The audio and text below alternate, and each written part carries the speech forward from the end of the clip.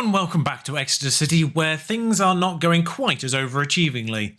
That's not a word, I'll get you caught up. Since we last met, which was the 1-1 draw with Coventry away from home, we followed that up with 3 successive defeats.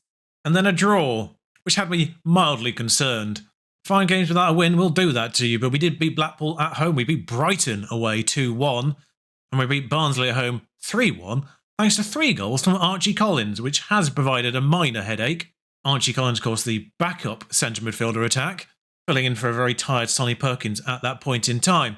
But historically, when we've not done so well in games, we've still had good performances. We've often actually had the XG in our favour. We've often been FM'd. Not so much. We didn't necessarily deserve to lose this game, but we definitely didn't deserve to win it. And it's a similar story throughout. Middlesbrough we did deserve to lose to. We were quite bad in that one. Reading, again, didn't really deserve to lose it, but not necessarily didn't deserve to win it either. We nearly went out of that game without a goal despite a 2 XG, pretty much. Watford 0-0, again, fairly even. 4-2 loss to Sheffield United, again, was in their favour, slightly. And the Cardiff loss, that one is the most FMing of all of them. Bearing in mind we scored in the 94th minute. The fact we had better XG and we were losing 2-0. I was nearly entirely furious, I ended up just mildly furious. But the most impressive victory of those, of course, is the away victory at Brighton. South Coast victory as well. Nice little bit of bragging rights, but we were well on top in this one. 2.89 XG to their 2.1. Bear in mind the good chunk of that, of course, is the penalty that they scored very late on. It's a very confusing atmosphere at the moment here at Exeter. We're just sort of there, doing okay in a game and not necessarily winning it, or not necessarily losing it in some cases, a couple of draws in there, or we're bloody sensational. And that's kind of reflected now in our league position, which is 10th, with 0 goal difference. At this stage, comfortably clear of the bottom 3, 13 points separate us from Coventry. Still only 2 points behind the playoffs, though. There's sort of a mild breakaway at this point between Sheffield United, Sunderland and Brighton to Southampton in 4th. 4-point gap there. And then from Southampton all the way down to, well, Millwall is 8 points.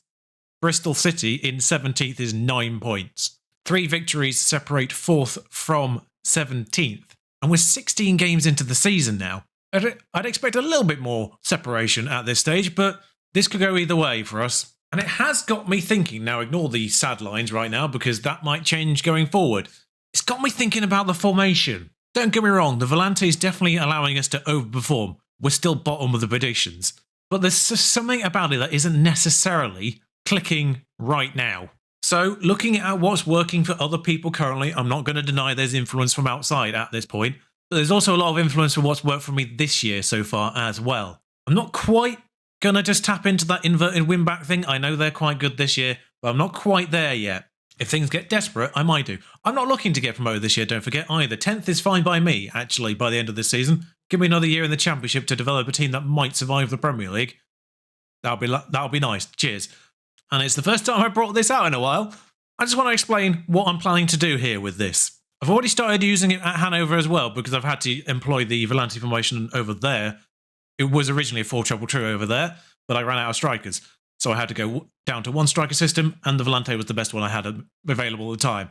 I'm trying it over there. It's a little bit more advanced over there with a little bit more technical players, so they're playing a little bit more complete and things like that, and ball-playing defenders in defence. But the principle's the same. It's also based off the fact that Tyler Morton is not a very good Segundo Volante because his defensive side of things isn't great. This now will allow me to employ both Perkins and Morton, ideally to their best potential. We'll have both of these making those runs that we've seen central midfielders attack do all year long. These 2 wingers will hold up the play a little bit to help these guys get in there. Norwood effectively slips in behind here and makes a 3 at the back when we don't have the ball. We saw the halfback work with Newcastle earlier in the year. That's part of my influence on this kind of system, is using the halfback there because they're bloody sensational, and I think it's the role that's gone under the radar in this year's game. Everyone's talking about the central midfielders attacks, everyone's talking about inverted wingbacks. I think the halfback is really powerful this year, and no one's really talking about that.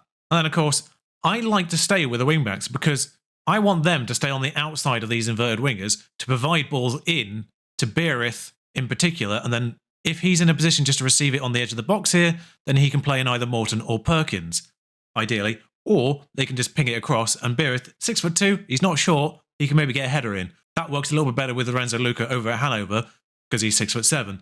But the principle remains the same. There's a lot of arrows on there now. I hope that's very clear. But we play Sheffield Wednesday now, along with Bristol City, who beat us earlier on in the Carabao Cup. There's a little bit of revenge to be had there.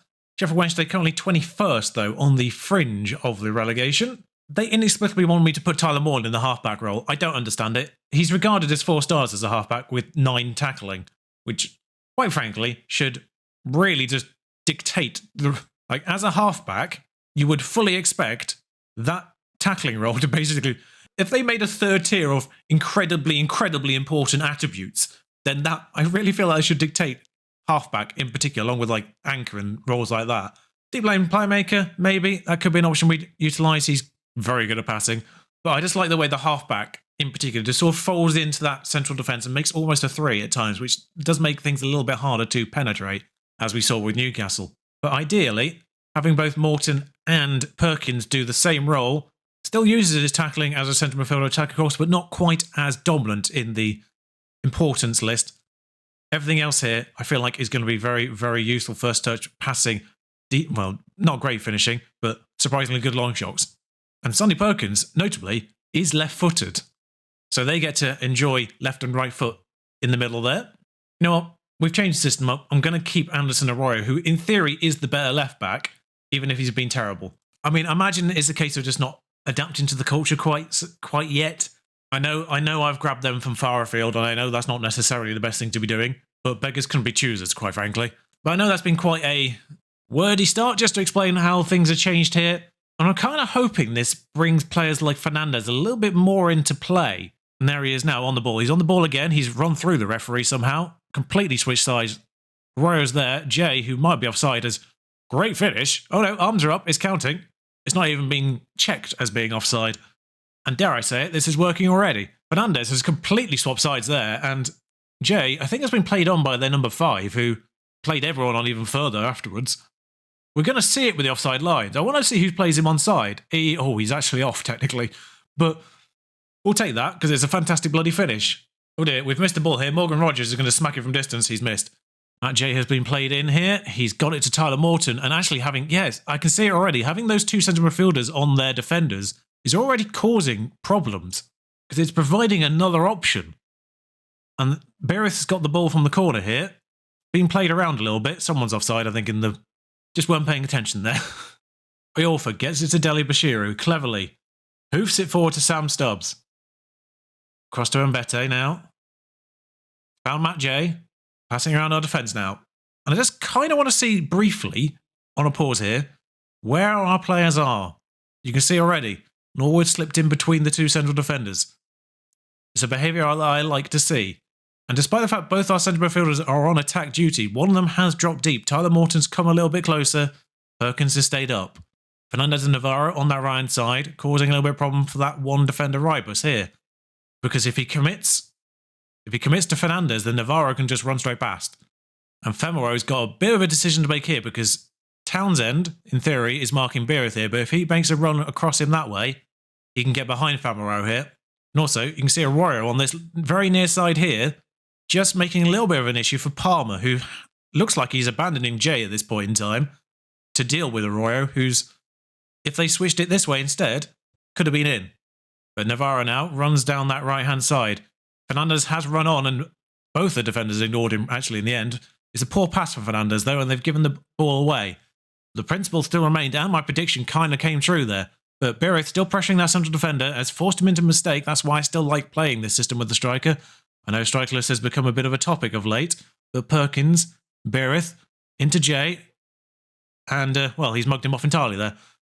Sheffield Wednesday, of course, not performing particularly well in this season either, so this isn't going to be the truest test of them all, but in theory, we are worse than every other team in this division, technically, so any win is a remarkable win, and they did kind of abandon Jay a bit.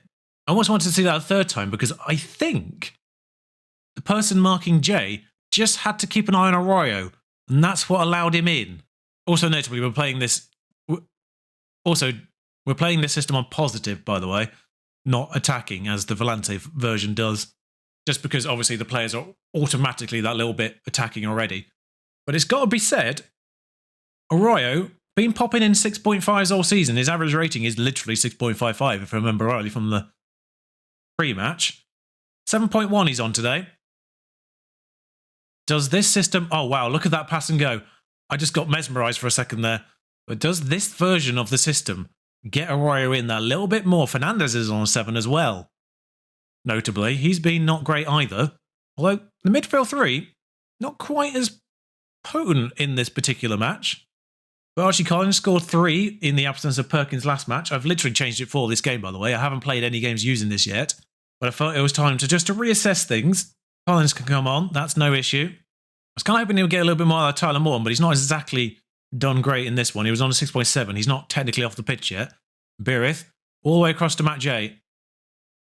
I tried to pause it there, but I clicked the wrong button. Perkins has scored, and one of the central midfielders has done something. Such a fine margin to clicking the pause button. I wanted to pause and see where all my players were in the attack. As Jay gets this ball on this left-hand side, Morton, Perkins, and Fernandez are all in the box. Beerith, of course, went to get the ball originally. Norwood's still on the edge, and Navarro's here. Just both the wing-backs lurking to get a second ball here. If it bounced outwards, Navarro's there, Arroyo's on the other side there as well if it bounced that way. So, despite the fact that Norwood is a half-back on defend, he was on the edge of the box during that attack.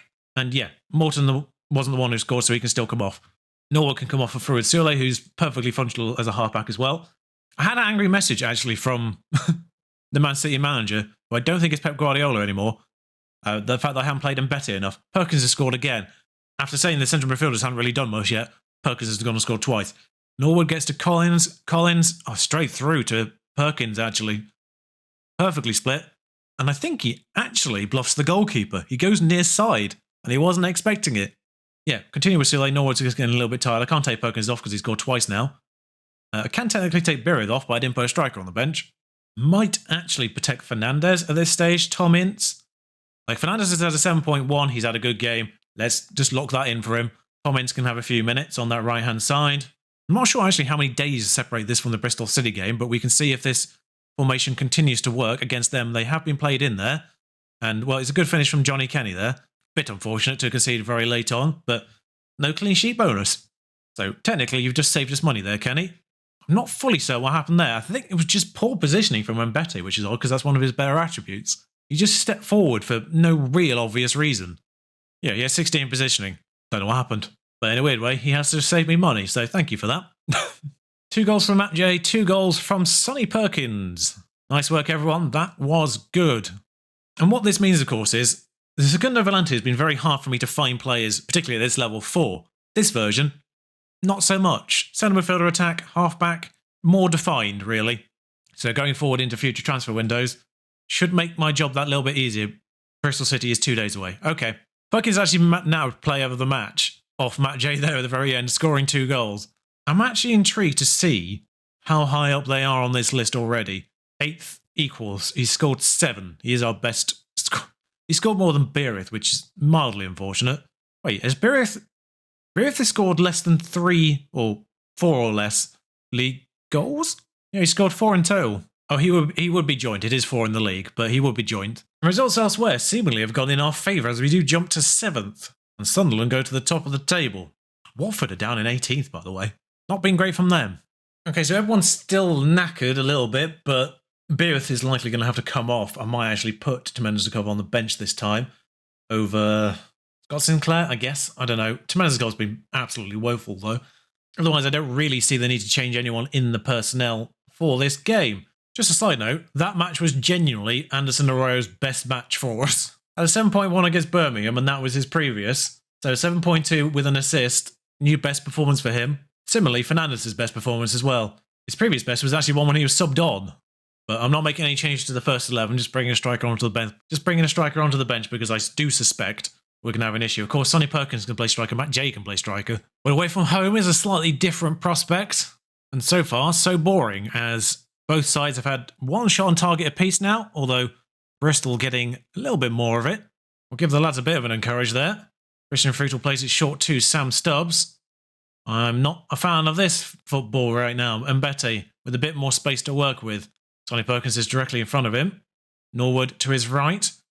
Hooked over to Navarro on this right-hand side, and that's why I like still playing with the regular wing-back, because this can happen.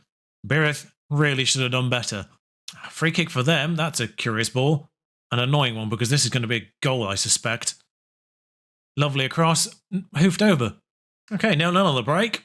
Yeah, we just need to be better in front of goal, guys. If we can hit the target, that'll be lovely. Well, I mean, that was a fantastic ball from Fructal. I was about to tell him off because I thought he was about to hoof it completely out of play, but no, it went to Arroyo. Arroyo then did terribly with it, in fairness, but Davenport for them. Not a great ball to, not that Greenwood. Norwood. Stubbs. Don't like this play. That should have gone to Arroyo on the left if he was just paying attention, Fructal. Just dink it across to Arroyo, but Semenyo now for them. Back in Xiang. Semenyo again. Swacked across. Cho over. Probably offside, actually. Yeah, it was. Linesman had his flag up for something anyway. Stubbs. Not the best choice from Stubbs there. That's not in the instruction list. And that's got straight through to Cho, which, Brutal. Good. I don't know what he was doing there. No matter what happens here, we'll give him encourage and let's get on our way. This highlight's surely over. Please be over. Yeah, now it is. Oh, Fernandez back to his old ways with a 6.2 here. Arroyo, it's a throw-in, actually, not a corner. Beerith should have scored. Did that go straight from Arroyo to Beerith? I really shouldn't have highlighted Arroyo and Fernandez, should I? Because now they're playing terribly today. Classic. Jay hooks that in. Stubbs might have been offside, but his highlights continued. So evidently not for now. Arroyo stays back from the free kick. Jay, Perkins, Norwood, across to Morton. Beerith's in now. We split them. That was an annoying jump in the footage there, but okay, well, Cho's in because Norwood's just let him in there, but he's recovered and we've ended the highlight as a result. Well, Fernandez is going to have to come off at this stage because terrible, along with Arroyo and Gonda on. Navarro's playing well but tired. I might make the third sub on Morton and make that Archie Collins, and there we go, all three subs. 77 minutes, off we go. Looking at XG, a draw is very much the order of the day, and they should have scored there, actually. That's going to bash their XG miles up. Well, this is unfortunate, really, because that's a great block, which goes straight back to them, of course, because Football Manager. And then Backinson's just there to slam it home through the crowd. And then, of course, there's zero highlights after that. Betty's had a poor one there. What a baffling difference in performance. Should just say, by the way, we are actually now selling out St James's Park, so something with the stadium I suspect is about to happen soon. But it's bottom of the table Preston next, so I should at least be able to just rotate a little bit for them, in theory, before a few fairly big games. But of course, we'll go a lot deeper into the season than that. Probably being, depending on who we get in the FA Cup, actually, I'll probably bring you back around this point in time. Might go all the way through to the end of the January window, actually, with Watford and Sheffield United, depending on who that FA Cup third round is. A current Premier League side, and I think Sheffield United might have been up and then straight back down again in this save. And then we play Brighton again. It's three, effectively, Premier League sides, back to back to back. But there's a good chance I bring you all the way through to that point. If we get someone... Actually, that third round match is quite late on, looking at it. I don't know when the fourth round would pop in there. But I saw good things from the Sheffield Wednesday game. Maybe we were just a little bit tired for Bristol City. Maybe we should have rotated that a little bit more. More fresh legs might have helped there. Who knows?